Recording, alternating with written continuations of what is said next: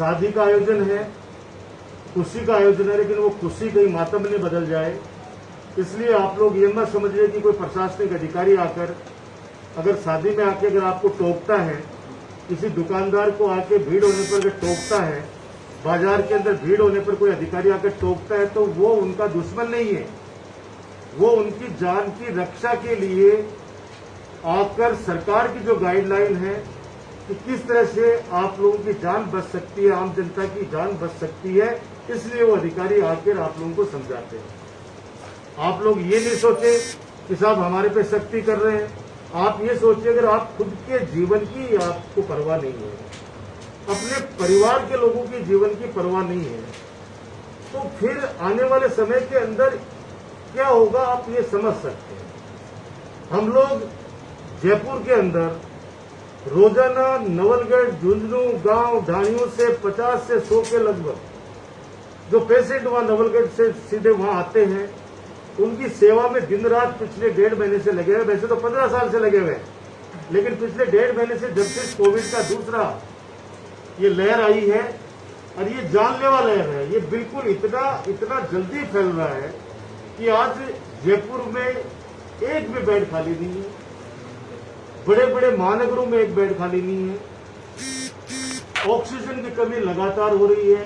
केंद्र सरकार और राज्य सरकारें दिन रात इस ऑक्सीजन की पूर्ति के लिए जी जान लगाए हुए हैं। हम चाहते हैं इस मौके पर सभी सामाजिक संगठनों से अपील करना चाहता हूं, 36 कौम के लोगों से अपील करना चाहता हूं, सभी जनप्रतिनिधि जो चाहे किसी भी पार्टी से बिलोंग करते हो, उनसे अपील करना चाहता हूं कि इस संकट की घड़ी के अंदर हम सब मिलकर और लड़ेंगे और इसमें एक दूसरे का साथ देना है। आज हमारा नवलगढ़ का अस्पताल 150 बेडेड अस्पताल है, मुकुंदगढ़ का अस्पताल 50 बेडेड अस्पताल है। आज हमारे कलेक्टर साहब, हमारे सीएमएचओ, हमारे अधिकारी जयपुर से डॉक्टर धौलपुरी आए हैं, हमारे एसडीएम साहब, तहसीलदार जी, हमारे डिप्टी साहब, एसएचओ, ईओ, वीडियो, यानी कोई भी ऐसा अधिकारी नहीं है जो पूरा चिंतित है।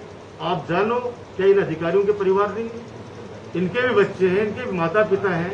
ये किस तरह से अपनी जान जोखिम में डालकर, आप पत्रकारों को ले लीजिए, आप लोग किस तरह से जान जोखिम में डालकर जनता को जागरूक करने के लिए आप लोग दिन रात एक करते हो, सकारात्मक समाचार है वो आप लोगों तक पहुंचाते हो, किस तरह से लोगों की विल पावर बनी रहे, लोगों का जो सकारात्मक सोच बना रहे, लोग परेशान नहीं हो, ये इस तरह की खबरें आप लोग प्रसारित करते रहते हो, तो सब आप लोगों का जीवन भी जोखिम में डालकर आप लोग मदद करते हैं। चाहे हम सब लोग उसी चीज का हिस्सा है। तो हम चाहते हैं कि आम जनता की रक्षा हो, आम जनता की जान बचे, क्योंकि ये मानव जाति पर संकट है। और मानव जाति पर संकट, मैंने तो क्या ये पूरे वैश्विक बीमारी ने पूरी मानव जाति को चपेट में ले लिया है, न गरीब देख रही है न अमीर देख रही है। इसलिए मेरी आप लोगों के माध्यम से फिर अपील करना चाहूंगा आप जनता से कि सरकार की गाइडलाइन का अक्षरशः पालन करें, घर में रहे, सुरक्षित रहे। आपको थोड़े से लक्षण दिखे तुरंत जांच करवाएं।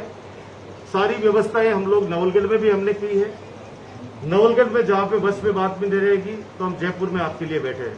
हम कोशिश कर रहे हैं कि सरकार और हम लोग मिलकर और लोगों की जान बचाएं। आज बताते हुए मुझे खुशी है कि हमारे जिस प्रकार से नवलगढ़ हमारा अस्पताल है, आज मैं पूरे अस्पताल को मैंने मेरे प्रशासनिक अधिकारियों के साथ दौरा किया है। अच्छी व्यवस्थाएं हैं, मैंने एक एक पेशेंट से मिलकर बात की है। 1 घंटे आज दिन में वहां रहा हूं सुबह के टाइम पे मैं, और सब लोगों ने मुझे संतुष्ट किया है कि हमारे यहाँ पे ऑक्सीजन सप्लाई से लेकर और अच्छी देखरेख हमारे डॉक्टर्स कर रहे हैं। मैंने डॉक्टर्स से भी अपील की है कि वो लोग भी लापरवाही नहीं बरते, उनका जीवन भी हमारे लिए अमूल्य है। क्योंकि आज प्रशासनिक अमला और डॉक्टर, जनप्रतिनिधि सारे मिलकर जिस प्रकार से आम जनता की जो चिंता कर रहे हैं, आज उसी का नतीजा है कि राजस्थान के अंदर कोविड से लड़ने के अंदर हम लोग कामयाब हो रहे हैं। ऑक्सीजन की कमी को देखते हुए हमने निर्णय लिया है कि 52 लाख रुपए की लागत से हमारे उपजिला अस्पताल में एक ऑक्सीजन जनरेशन प्लांट निर्माण, सप्लाई का प्लांट हम शुरू करने जा रहे हैं 52 लाख रुपए की लागत से। मेरे को अधिकारियों ने आश्वस्त किया है कि विद इन 2 मंथ्स यानी 2 महीने के अंदर अंदर ये ऑक्सीजन प्लांट का निर्माण करके और ऑक्सीजन की कमी रोगियों को, जरूरतमंद व्यक्तियों को नहीं आने देंगे। ये सबसे बड़ी बात है कि ऑक्सीजन का प्लांट झुंझुनू बीडीके के बाद हमारे नवलगढ़ अस्पताल में विधायी कोर्ट से लगने जा रहा है। इसके अलावा नेत्र विभाग के लिए भी 3, 4, 5 मशीनें बताई है इन्होंने। ऑर्थो के लिए भी लिखी है, ईएनटी विभाग ने भी, ऑपरेशन थिएटर के लिए भी, डेंटिस्ट के लिए भी, ऐसे मिला के लगभग 35 लाख रुपए के लगभग के ये इक्विपमेंट्स आएंगे नवलगढ़ अस्पताल के अंदर विधायी कोटे से। इसके अलावा लगभग 51 लाख रुपए के इक्विपमेंट्स, जिसमें ऑक्सीजन के 50 सिलेंडर नए, 17 पहले से है हमारे अस्पताल में, 50 नए सिलेंडर और विधायक कोटे से खरीद के और जनता को सुपुर्द कर रहा हूं। आईसीयू बेड, 5 बेड का आईसीयू बेड, ये जनता के लिए बहुत बड़ी खुशखबरी है कि वेंटिलेटर की व्यवस्था हमारे नवलगढ़ के इतिहास में पहली बार 24 घंटे के अंदर शुरू हो जाएगी। 24 घंटे के अंदर, यानी अभी से टाइम आप पता कर लीजिए, 24 घंटे में 5 वेंटिलेटर, आईसीयू बेड हमारे नवलगढ़ के अस्पताल में शुरू कर रहे हैं। उसके लिए भी 10 लाख रुपए की और आवश्यकता बताई है। ये काम हो चुका है, लेकिन कुछ इक्विपमेंट्स है जिसके लिए और इनकी आवश्यकता है। बाकी 5 बेड का काम युद्ध स्तर पे चल रहा है, कल तक हम चालू कर देंगे। एक 250 वाट का जनरेटर सेट लगभग 15 लाख रुपए का।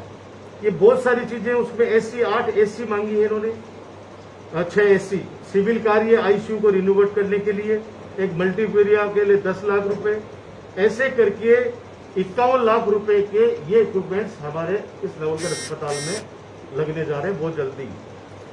मुकुंदगढ़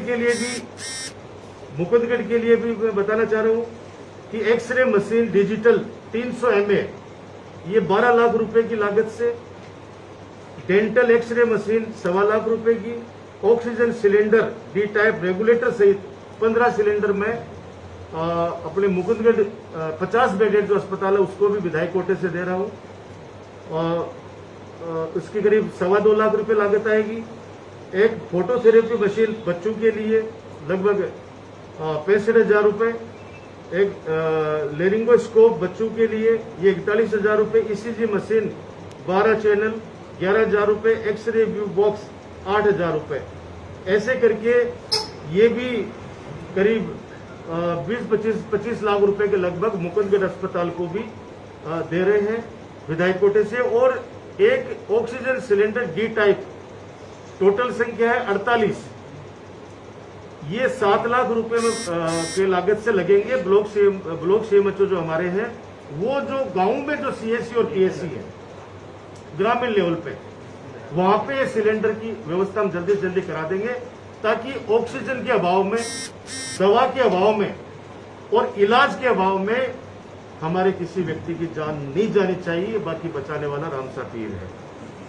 हम हमारा प्रयास कर सकते हैं, हम जी जान से जुट सकते हैं। और मैं इतना विश्वास दिलाता हूं आपको कि हम सारे अधिकारी हों, हमारे कार्यकर्ता हों, हमारे जनप्रतिनिधि हों, हम सब लोग आम जनता के लिए चिंतित हैं, दिन रात इसी बात के लिए सोचते रहते हैं। हमारी पूरी सरकार, हमारे राजस्थान के जननायक माननीय मुख्यमंत्री अशोक गहलोत पूरे दिन रात एक किए हुए, आपको पता है इस उम्र में भी 5 घंटे सोते हैं मात्र, पूरे टाइम पर पूरे राजस्थान को टैकल करना इस महामारी में, जब हर आदमी बीमार पड़ा है।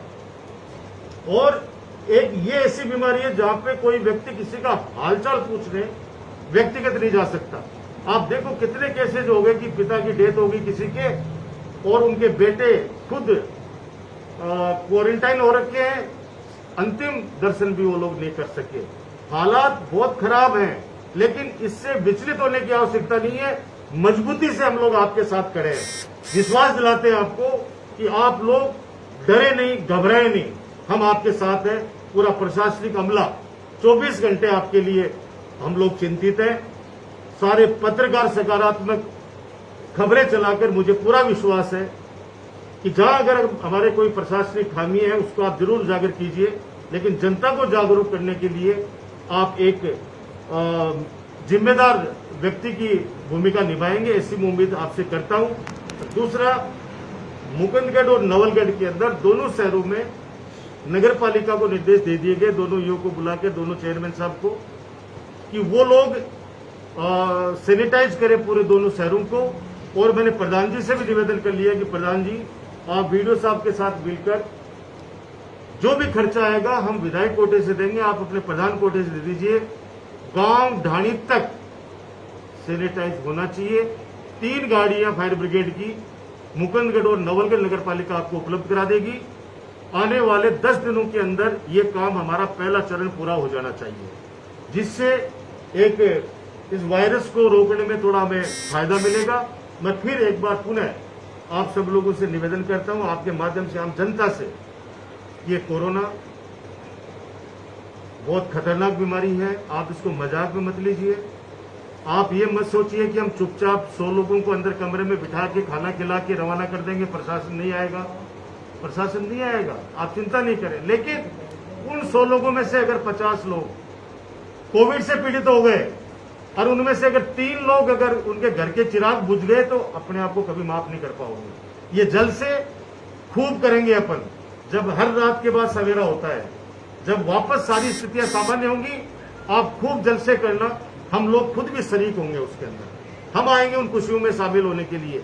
लेकिन वर्तमान में हमारी खुशियां कहीं कहीं मातम में तब्दील हो जाए, इसलिए हाथ जोड़ के विनती है कि सरकार जो भी गाइडलाइन जारी करे, प्रशासन अधिकारी जो भी आपसे अपील करें, आप स्वयं एक जिम्मेदार हिंदुस्तानी होते हुए, एक जिम्मेदार नागरिक मानते हुए इन गाइडलाइनों का पालन करेंगे, ऐसी मेरी उम्मीद है। जय हिंद, जय भारत।